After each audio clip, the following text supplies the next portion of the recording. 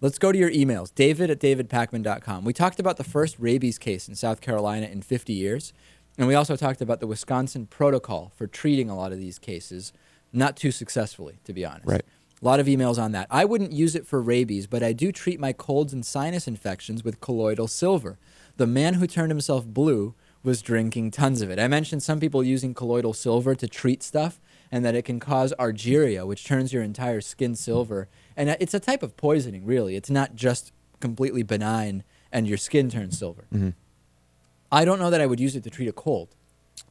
Doesn't a cold go away in a few days anyway? Is it that? Are you in that much of a rush that you'll ingest silver to get rid of a cold? Small amounts of it might not be that bad.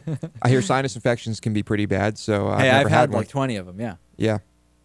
Who knows? What do you think of this, Natan? Natan always considering a run at medical school and always very involved in a number of different medical journals and things. What's your thought? Yeah, I would argue against ingesting silver or any, harsh precious metal, earth metals. Yeah. You prefer to go with something like... Well, come on. Iron is an essential part of our diet.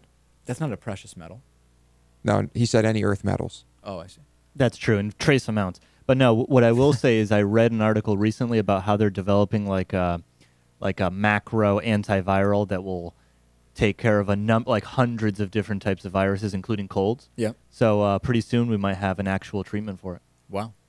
I'm pretty sure if rabies is caught within 24 hours of the bite, it's treatable before the virus reaches the brain. After that, it is a death sentence.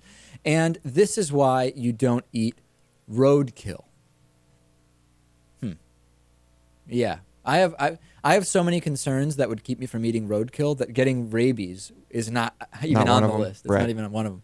On the whites only sign at an Ohio landlord's swimming pool. According to libertarians, this can't happen because if it did, the landlord would get a bad reputation and no one would want to rent from them anymore. Right. The pure market hypothesis should prevent this from happening because it's simply bad business to have a whites only sign at your pool. Yeah. But it happened. Go figure. And there's nothing weird about the way Lewis pronounces museum. Can you say it once more for us here? Museum. Museum. Museum. I don't say museum. I say museum. I find something odd in there. Let me pronounce it. You're the only person who's ever. Natan, do you hear that? Oh, it's definitely bizarre. Oh yeah. Let me say it two ways here. Okay. Museum. We got 2 minutes, by the way. I don't know if you want to read any more emails. Museum. Museum. Museum. I hear a difference there. Museum. Lewis, say Megan. The name Megan. He's fixed that. I don't know why these two brothers are like obsessed with my speech. It's like to the point where it's almost creepy. Well, I feel like there's got to be some kind of linguistic backdrop to all of this. You're interested in the linguistic backdrop, not just making fun of me? Yeah, I'm fascinated. I really doubt that. I feel like it's connected to... I think you do it because you find it hilarious, which is incredibly juvenile. No, I mean, it's weird because Lewis's dad does speak English with an accent, but I don't actually think it's connected to that in any way. Well, like I've stated before, I don't even hear his accent. It's true. I don't. We have to move on. I think that's part of the reason. I don't even hear it. Lewis's dad is an immigrant from Iran. He came here when he was 18, and he speaks English with an accent. But Lewis doesn't hear the accent. I don't hear it. We're shedding a lot of light onto what's going on. It's very true. I wanted to also get to though a lot of people reacting to Lewis's comments about the tsunami debris washing up on the West Coast, some of it possibly radioactive.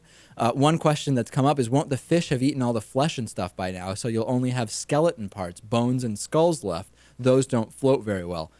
We were under the impression that you would not get fully decomposed remains floating up, as gruesome as that is, on the West Coast as a result of the Fukushima disaster. Right. That it was still going to be active, what do we call it? Intact remains. Right. Highly doubtful. All right. That's it for the show. We'll talk to you on the bonus show. See you in a few days.